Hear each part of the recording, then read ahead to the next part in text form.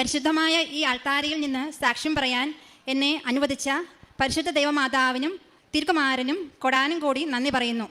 എൻ്റെ പേര് സൗമ്യ മാനുവൽ. ഞാൻ കാസർഗോഡ് ജില്ലയിൽ നിന്നും വരുന്നു. 2023 ഏപ്രിൽ 25 മുതൽ ഞാൻ ഉടമ്പടിയിൽ ജീവിക്കുന്നു. ആദ്യമായി ഞാൻ കൃപാസനത്തിലോട്ട് വരാനിടയായ സാഹചര്യം പറയാം. ഞാൻ 2010 നേഴ്സിംഗ് പാസ് ഔട്ടാണ്. 15 വർഷമായി ഞാൻ എവിടെയും ജോലി ചെയ്യുകയോ തിയറിയായിട്ട് എനിക്ക് ഒരു ബന്ധവുമില്ലായിരുന്ന സമയത്ത് PSCയിൽ മെഡിക്കൽ കോളേജിലേക്കുള്ള നേഴ്സിംഗ് ഓഫീസർ തസ്തികയിലേക്ക് നോട്ടിഫിക്കേഷൻ വരികയും ഞാൻ അതിനു വേണ്ടി പ്രിപ്പയർ ചെയ്യുകയും ചെയ്തിരുന്നു. ഞാൻ ക്ലാസ്സുകൾ മിക്കവാറും യൂട്യൂബിലാണ് കണ്ടുകൊണ്ടിരുന്നത്. അങ്ങനെ ക്ലാസ്സുകൾ കാണുന്നതിനിടയിൽ ഒരു മകൻ്റെ സാക്ഷ്യം എന്നെ സ്ട്രൈക്ക് ചെയ്തു. ആ സാക്ഷ്യത്തിൽ ആ മകൻ പറയുന്നത് ഏത് പരീക്ഷ എനിക്ക് കൃത്യമായിട്ടൊരു ഓർമ്മയില്ല, പരീക്ഷയിൽ അമ്മ മാതാവിനോട് പ്രാർത്ഥിച്ച് പരീക്ഷ പാസ്സായ കാര്യമാണ് പറഞ്ഞിരുന്നത്. അതിൽ അമ്മയുടെ പ്രത്യക്ഷീകരണത്തിൻ്റെ സ്ഥിരം സാക്ഷിയായി എന്നെയും എൻ്റെ കുടുംബത്തെയും ഉയർത്തണമേ എന്നാണ് പറഞ്ഞിരുന്നത്. അതെന്നെ വല്ലാണ്ട് സ്ട്രൈക്ക് ചെയ്തു. കേട്ടമാടെ ഞാൻ അത് 1000 വട്ടം എഴുതി. എൻ്റെ കൺസെപ്റ്റിൽ അതൊരു മാതാവ് എന്ന് മാത്രമേ ഉണ്ടായിരുന്നുള്ളൂ. അത് കൃപാസന മാതാവാണെന്ന് ഞാൻ അറിഞ്ഞിരുന്നില്ല. അങ്ങനെ പരീക്ഷ വന്നു. PSC എക്സാം ഞാൻ എഴുതി. റാങ്ക് ലിസ്റ്റ് വന്നു. 70,000 പേര് എഴുതിയതിൽ 2000 പേര് റാങ്ക് ലിസ്റ്റ് വന്നതിൽ 1000-ൽ താഴെ റാങ്ക് തന്ന് മാതാവ് എന്നെ അനുഗ്രഹിച്ചു. അങ്ങനെ ഇരിക്കുമ്പോഴാണ് എൻ്റെ വീടിന് അയൽവക്കത്ത് ഒരു പുതിയ ഫാമിലി താമസം വരികയും ആ വീട്ടിലെ ചേട്ടൻ എന്നോട് കൃപാസനത്തെ പറ്റി പറയുകയും ചെയ്തു. അങ്ങനെ ഞാനിവിടെ വന്ന് ഉടമ്പടി എടുത്തു. ഉടമ്പടി എടുക്കാൻ വന്നപ്പോഴാണ് ഞാൻ 2 വർഷം മുമ്പ് അമ്മയുടെ പ്രത്യക്ഷീകരണത്തിന് സ്ഥിരം സാക്ഷിയായി എന്നെ ഉയർത്തണമേ എന്ന് പ്രാർത്ഥിച്ച മാതാവ് കൃപാസന മാതാവാണെന്ന് എനിക്ക് മനസ്സിലായത്. ഉടമ്പടി എടുത്തപ്പോൾ ഞാൻ 6 നിയോഗങ്ങൾ വെച്ചു. ഉടമ്പടി പുതുക്കാൻ വന്നപ്പോൾ ഞാൻ എൻ്റെ റാങ്ക് ലിസ്റ്റ് കൊണ്ടുവന്ന് ജോസഫ് അച്ഛൻ്റെ അടുത്ത് നിന്ന് ബ്ലെസ്സിങ്സ് വാങ്ങിക്കുകയും ഈ ആൾത്താരിൽ നിന്ന് അച്ഛൻ പറഞ്ഞു സാക്ഷ്യം പറയാൻ റെഡി ആയിക്കോ. അത് കൂടാതെ അച്ഛൻ എനിക്കൊരു കാശ് രൂപം തന്നു. ഞാൻ റാങ്ക് ലിസ്റ്റിൻ്റെ മുകളിൽ കാശ് രൂപം വെച്ച് ദിവസവും കൊന്ത ചെല്ലുമായിരുന്നു. മാതാവിനോട് മുട്ടിപ്പായി പ്രാർത്ഥിക്കുമായിരുന്നു. വിശുദ്ധ കുർബാനയിൽ പങ്കെടുക്കുമായിരുന്നു. വചനം വായിക്കുമായിരുന്നു. വചനം എഴുതുമായിരുന്നു. ഞാൻ പഠിക്കുന്ന കാലത്ത് ഒരു 2 മണിക്കൂർ 3 മണിക്കൂറേ ഞാൻ ആകെ 15 വർഷത്തെ ഇടവേളയ്ക്ക് ശേഷം PSCക്ക് പ്രിപ്പയർ ചെയ്യുന്നത് വെറും 8 മാസം മാത്രം. ആ 8 മാസത്തിൽ മാക്സിമം ഞാൻ ഒരു ദിവസം 3 മണിക്കൂറേ ഉറങ്ങിയിട്ടുള്ളൂ.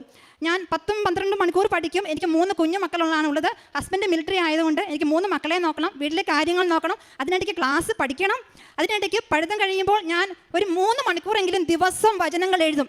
ക്ലാസ് എനിക്ക് ഒത്തിരി എഴുതാനുണ്ട്. വചനങ്ങൾ എഴുതുന്നതിൽ എൻ്റെ കൈകൾ തളരാറില്ല. ഞാൻ കണ്ടിന്യൂസ് വചനം എഴുതും. പ്ലസ് കടയിൽ സാധനം മേടിക്കാൻ പോകുമ്പോൾ അങ്ങോട്ടും ഇങ്ങോട്ടും ഓരോ സെക്കൻഡിൽ ഞാൻ പ്രാർത്ഥിക്കും അമ്മയുടെ പ്രത്യക്ഷീകരണത്തിൻ്റെ സ്ഥിരം സാക്ഷിയായി എന്നെയും എൻ്റെ കുടുംബത്തെയും ഉയർത്തണമേ എന്ന്. അങ്ങനെ 2024 ഡിസംബറിൽ എനിക്ക് അഡ്വൈസ് വന്നപ്പോൾ മെഡിക്കൽ കോളേജിലേക്കുള്ള എക്സാം ആയതുകൊണ്ട് നഴ്സിംഗ് ഓഫീസറാണ്, ജോലി ഉറപ്പായി. പക്ഷേ ഏത് ജില്ലയിൽ ജോലി കിട്ടുമെന്നറിയില്ല. ഇത് സ്റ്റേറ്റ് വൈഡ് എക്സാം ആയിരുന്നു. ഞങ്ങൾ കണ്ണൂർ, കാസർഗോഡ്, കോഴിക്കോട്, വയനാട് ജില്ലകളിലുള്ളവർക്ക് എല്ലാവർക്കും തന്നെ കോഴിക്കോട് മെഡിക്കൽ കോളേജിലാണ് പോസ്റ്റിംഗ് കൊടുക്കാറ്. ഞാൻ കാസർഗോഡ് ജില്ലക്കാരി ആയതുകൊണ്ട് കാസർഗോഡ് ഒരു മെഡിക്കൽ കോളേജ് ഉണ്ട്.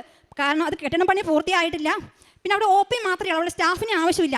കോവിഡ് കാലത്ത് തുടങ്ങിയ ഹോസ്പിറ്റലാണ്. അതുകൊണ്ട് ആ സമയത്ത് കോഴിക്കോട് മെഡിക്കൽ കോളേജിൽ നിന്നും കുറച്ച് സ്റ്റാഫിനെ മാത്രം കാസർഗോഡ് മെഡിക്കൽ കോളേജിലോട്ട് അപ്പോയിൻമെൻറ്റ് ചെയ്തു. അവിടെ സ്റ്റാഫിന് ആവശ്യമില്ല. എന്നിട്ട് തന്നെയും എൻ്റെ അടുത്ത നിയോഗം എനിക്ക് കാസർഗോഡ് മെഡിക്കൽ കോളേജിൽ തന്നെ ജോലി കിട്ടണമെന്നായി. അതിനും ഞാനിവിടെ അച്ഛൻ്റെ അടുത്ത് നിന്ന് ബ്ലെസ്സിങ്സ് വാങ്ങിച്ചു. അന്നും എനിക്ക് കാശ് രൂപം തന്നു. ഞാൻ അത് വെച്ച് എൻ്റെ അഡ്വൈസ് മെമ്മോയുടെ മുകളിൽ വെച്ച് പ്രാർത്ഥിക്കാൻ തുടങ്ങി, ബൈബിൾ വായിക്കാൻ തുടങ്ങി. അങ്ങനെ പ്രാർത്ഥിച്ചതിൻ്റെ ഫലമായി കഴിഞ്ഞ ആഴ്ച എനിക്ക് അപ്പോയിൻമെൻറ്റ് ലെറ്റർ ലഭിച്ചു. പറഞ്ഞാൽ ആരും വിശ്വസിക്കുകയില്ല, കേട്ടാൽ ആരും സമ്മതിക്കുകയില്ല. എൻ്റെ റാങ്ക് ലിസ്റ്റിൽ ഒരാളെ പോലും കാസർഗോഡ് മെഡിക്കൽ കോളേജിലോട്ട് അപ്പോയിൻമെൻറ്റ് ചെയ്തിട്ടില്ല.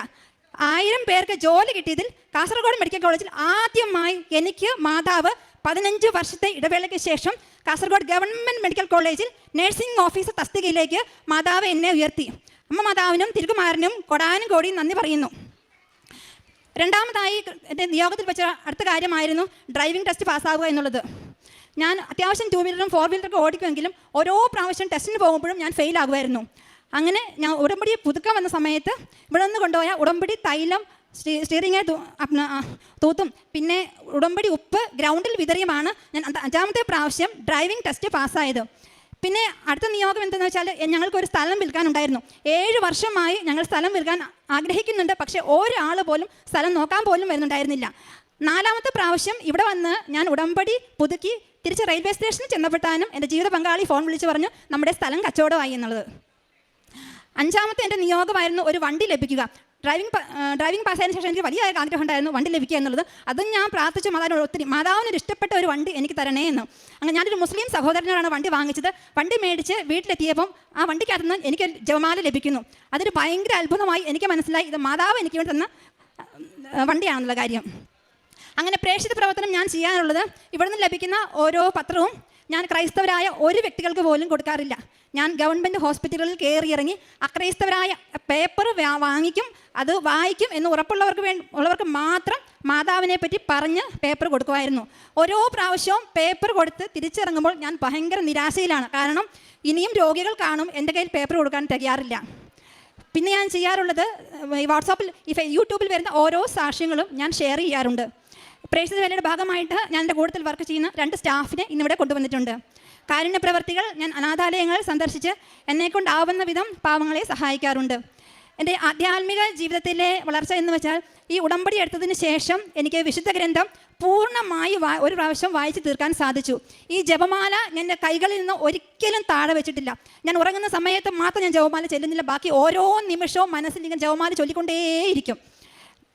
പിന്നെ വിശുദ്ധ കുർബാന, എനിക്ക് വിശുദ്ധ കുർബാന ഈശോയോടുള്ള ഭയങ്കര സ്നേഹമാണ്. ഓരോ പ്രാവശ്യവും ഞാൻ വീട്ടിൽ നിന്ന് കുർബാനയ്ക്ക് പോകാൻ ഇറങ്ങുമ്പോൾ എനിക്ക് ഭയങ്കര സന്തോഷമാണ്. ഞാൻ പ്രാർത്ഥിച്ചൊരുങ്ങി പള്ളിയിലോട്ട് കയറുമ്പോൾ തന്നെ മനസ്സിനൊരു ഭയങ്കര സന്തോഷമാണ്. അങ്ങനെ വിശുദ്ധ കുർബാനയോടുള്ള ഭക്തി എൻ്റെ വർദ്ധിച്ചു, ജവമാലയോടുള്ള ഭക്തി, പരിശുദ്ധ അമ്മയോടുള്ള ഭക്തി വർദ്ധിച്ചു. ഇതൊക്കെയാണ് ഉടമ്പടി വഴി പരിശുദ്ധ മാതാവ് എനിക്ക് തന്ന അനുഗ്രഹങ്ങൾ. ഇങ്ങനെ ചെറുതും വലുതുമായ ഒട്ടനവധി അനുഗ്രഹങ്ങൾ തന്ന പരിശുദ്ധ ദൈവമാതാവിനും തിരുക്കുമാരനും കോടാനും കോടി നന്ദി പറയുന്നു.